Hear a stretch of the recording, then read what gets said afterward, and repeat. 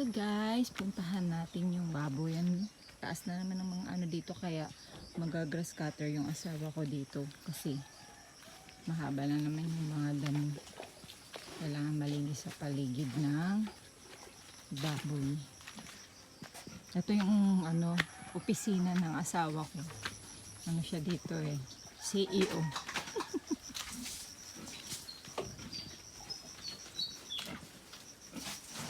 Ayan. Naglilinis na siya ng baboy. Ayan. Ito hindi siya buntis.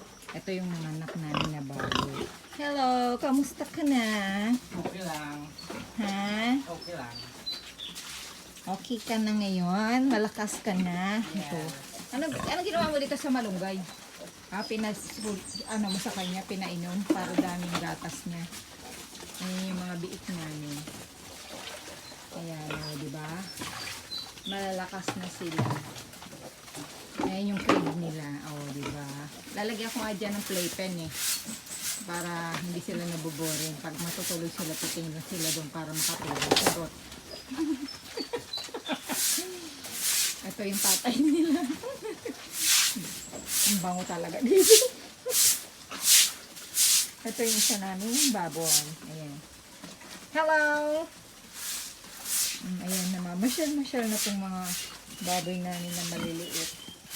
Ayun nanay nila. Naglilinis pa lang yung asawa ko dito Kaya babalik na lang ako. Dahil sasakit na naman ang ulo ko nito. Ito parang may tampo. Okay. Yun lamang po guys. Dito, magka-grass cutter siya dito. Kasi, grabe na yung mga damo dito. Sobrang busy siya ngayon.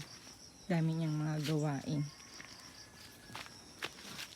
Puyat pa yan ha.